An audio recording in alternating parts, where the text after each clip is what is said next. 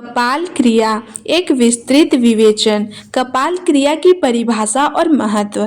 कपाल क्रिया एक विशेष प्रकार की अंतिम संस्कार प्रक्रिया है जो हिंदू धर्म में मृत व्यक्ति के अंतिम संस्कार के दौरान की जाती है। इसे अंतिम संस्कार का एक अनिवार्य हिस्सा माना जाता है। इस क्रिया में मृत व्यक्ति के सिर पर 3 बार डंडा मारकर उसे फोड़ दिया जाता है। इसे करने का मुख्य उद्देश्य यह है कि मृत व्यक्ति की आत्मा को शांति मिले और उसका अंतिम विदाई उचित तरीके से हो। कपाल क्रिया का उद्देश्य। हिंदू धर्म में मान्यता है कि मृत्यु के बाद आत्मा एक नए शरीर की खोज में निकलती है। यदि अंतिम संस्कार सही से नहीं किया गया या कपाल क्रिया को सही तरीके से संपन्न नहीं किया गया तो मृतक की आत्मा को शांति नहीं मिलती। इसके परिणाम स्वरूप आत्मा भटक सकती है या तांत्रिक शक्तियों द्वारा प्रभावित हो सकती है। ऐसा माना जाता है कि ऐसी स्थिति में आत्मा अपने पूर्व जन्म के कष्टों को लेकर फिर से इस धरती पर लौट सकती है। इसीलिए यह क्रिया एक प्रकार से मृतक के लिए अंतिम मोक्ष की प्रक्रिया है। कपाल क्रिया का धार्मिक और सांस्कृतिक संदर्भ। भारतीय संस्कृति में मृतक के अंतिम संस्कार को अत्यंत गंभीरता से लिया जाता है। यह न केवल व्यक्तिगत स्तर पर बल्कि सामुदायिक स्तर पर भी महत्वपूर्ण होता है। कपाल क्रिया का संस्कार परिवार और समाज के लिए एक भावनात्मक और आध्यात्मिक प्रक्रिया होती है। यह क्रिया व्यक्ति की आत्मा को अंतिम विदाई देने के लिए आवश्यक होती है ताकि उसकी आत्मा शांति पा सके और पुनर्जन्म के चक्र से मुक्त हो सके।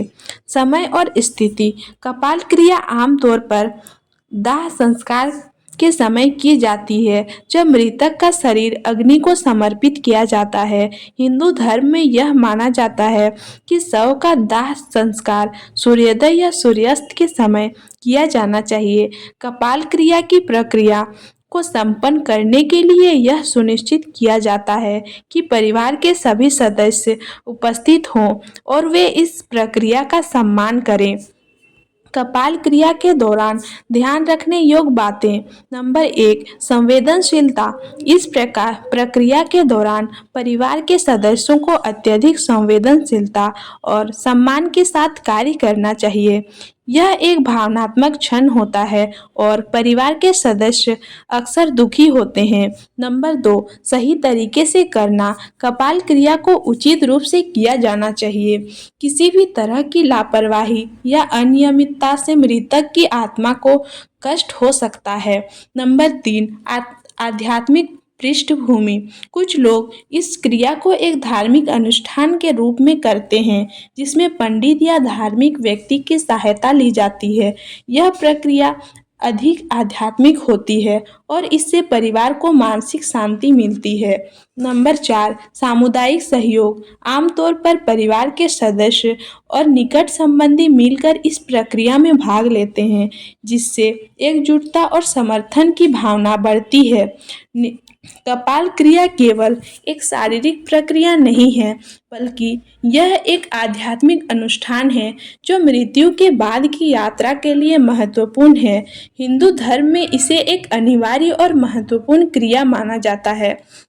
यह सुनिश्चित करता है कि मृतक की आत्मा को शांति मिले और उसका अंतिम विदाई उचित तरीके से हो।